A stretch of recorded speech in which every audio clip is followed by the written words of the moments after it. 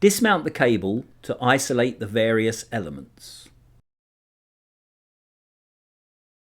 Check the operation of the lever. Levers are simple, so problems with them are rare and usually the result of crash damage. Once the cable is released, you can inspect the operation of the brake.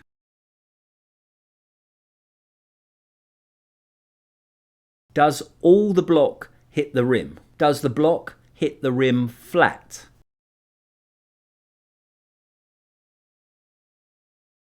Does the return spring, or springs, push both blocks sharply away from the rim? If the brake has two arms, V-brakes or cantilevers, do the springs push equally hard?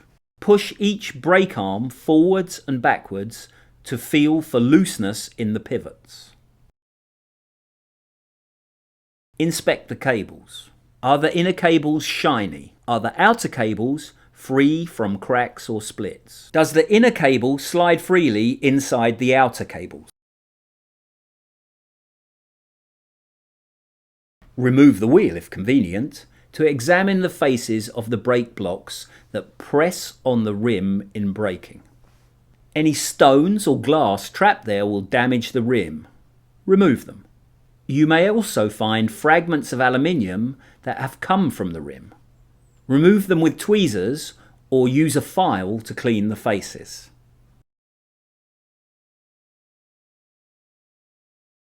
Open the brake and/or remove the wheel.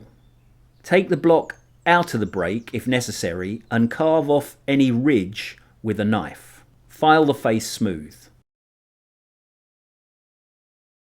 The blocks may have a wear line.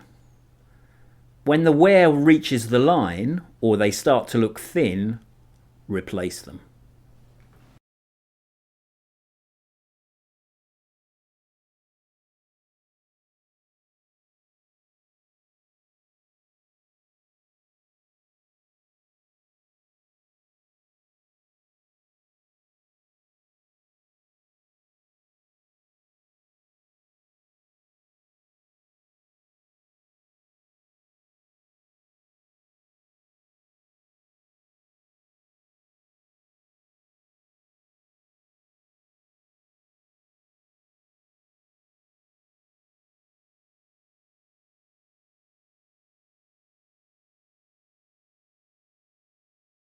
Remove any retaining pins or screws that hold the shoes in the cartridge.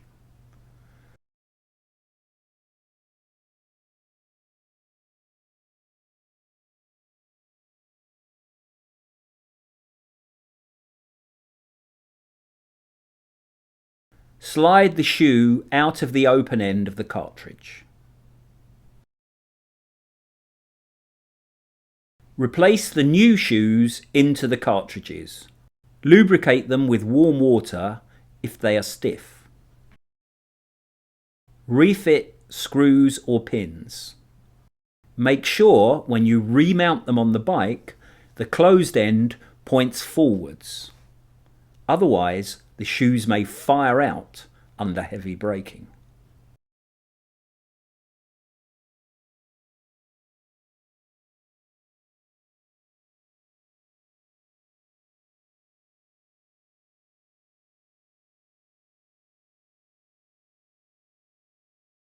There's no point in adjusting the brake if the wheel rim is in the wrong place. The rim must run centered under the central brake bolt.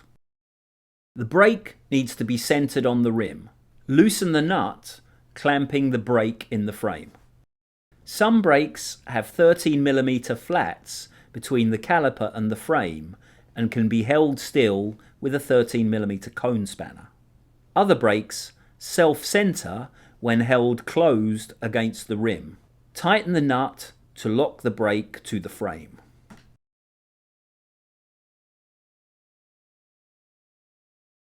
Remove the pads if necessary and lightly grease the threads on the mounting bolts and clamp the pads in position. The block on the side where the cable attaches moves down as it wears, so needs to be set as high on the rim as possible. The block on the other side moves up as it wears, so needs to be set as low on the rim as possible.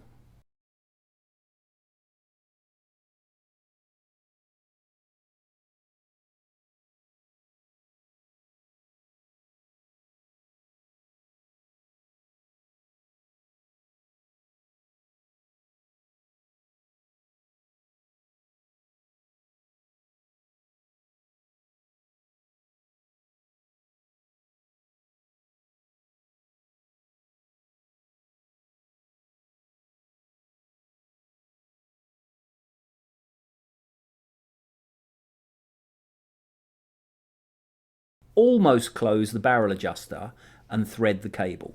Hold the caliper closed where the pads are close but not touching the rim. Lock the cable clamp tight enough to grip the cable, but not so tight as to crush the cable.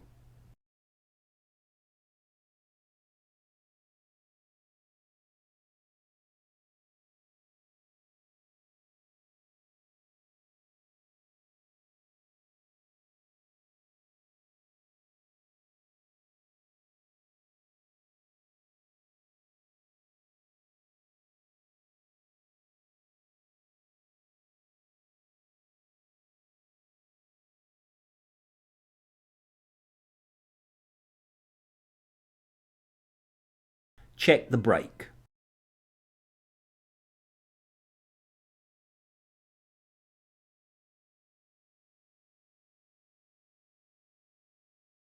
If necessary, adjust the grub screw in the brake arm to get balanced action from the two arms.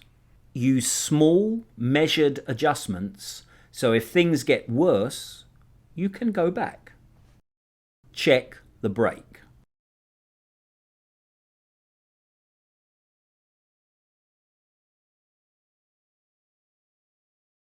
Cut and cap the cable.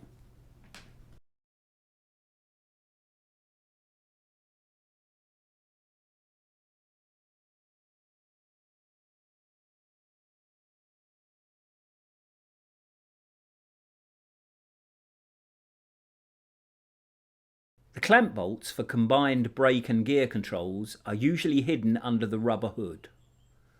Peel the hood back carefully to find them. Loosen the clamp bolts so the controls can just be moved. Position the controls where they are easy to operate and comfortable to rest on. Clamp the controls tight in the new position.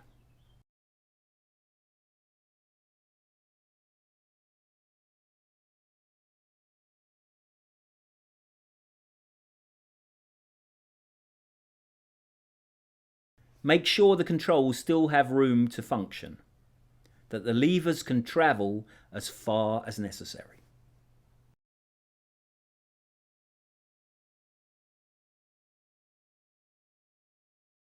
Push the bike forwards. The back wheel must lift off the ground. Pull the back brake on. Push the bike backwards. The front wheel must lift off the ground. When the brake lever is pulled as hard as possible, there must be at least another 20 millimeters of travel available.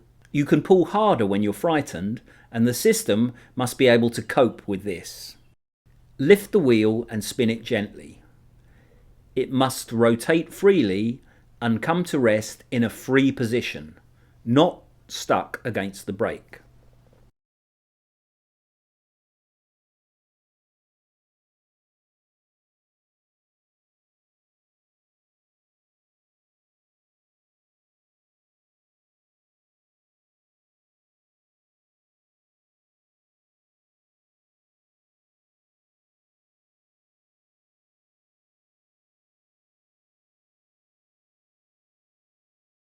The outer cables need to be free from splits or cracks.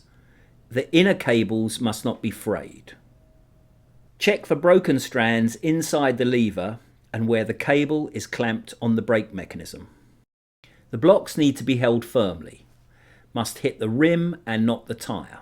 There must be enough material left in the blocks to comfortably last the duration of the proposed trip.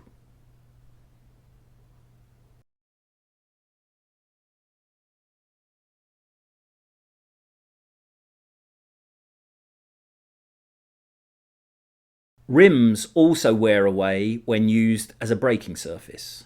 Some rims have a groove to help diagnose the point when they need replacing.